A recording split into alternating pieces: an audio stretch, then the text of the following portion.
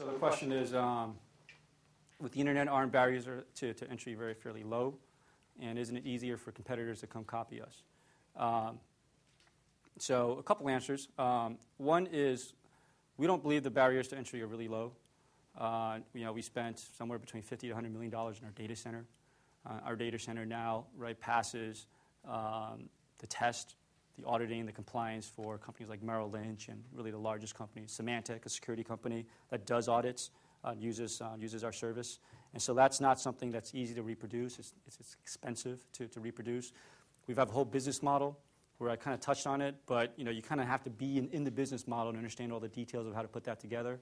And that's as important to us as a technology model. If you just were to throw up a website but didn't fine-tune your sales force and so on and so forth, you wouldn't have the same sort of success rates. But the other point that we try to do is we try to basically say, look, that is true. It is true that we're in a mode where for the first 5 or 6 years of the company, we're like the only ones out there talking about on-demand. Now the marketplace is saying we want on-demand, and all these other companies are starting to come about. Right? What are we going to do about that? Right? We don't want to be IBM. We don't want to create the PC. Fast forward 15 years, we're selling our PC division to the Chinese. Right?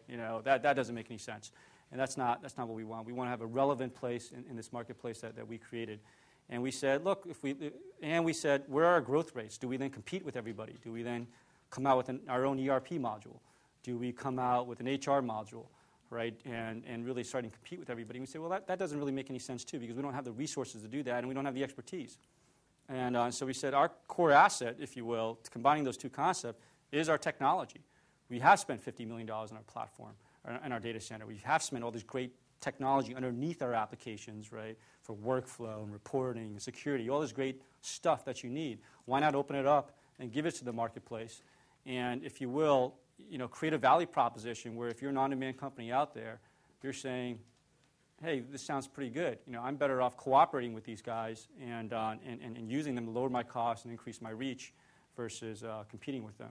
And that's proved to be a much stronger position for us and a much more relevant position for us. Yeah. Sure. So you're saying like your core asset being your technology. What are you guys doing to compete with the Googles and the Oracles as far as acquiring talent? Especially as talent gets more and more short, what are you guys doing? Sure. So what are we doing to acquire talent? Well, I'm here. So if anybody wants to give me a resume, I'd be glad to take it afterwards. Acquiring talent is probably the most critical thing to us right now. Right, we're in a growth mode right now, where the market's huge, and we need to acquire a lot of talent. We also need to retain talent. And so we have to put together the processes to kind of make people successful, right, and make them engage within an organization, and to have them stay with us. And we actually hired Clara from Google because we thought that Google, we did a better job with Google than in terms of retaining people. And so you really just have to focus on it. You really have to attract people. You have to create a great environment for them to work in. You have to bring them in, and you have to give them great projects and great challenges. Sometimes I get the question in terms of, well, you're a public company now, so isn't it more attractive for me financially to join a pre-public company than a public company? But in the big picture, we're just getting started. I joined Oracle when it was a public company, and it was $1 billion, and it grew to $8 billion in the time I was there, and the stock grew like 10x, if you will, during that time. And so we think of ourselves as really just getting started. We're at 500,000 or so subscribers. We want to hit 1 million, 2 million, 5 million, 10 million.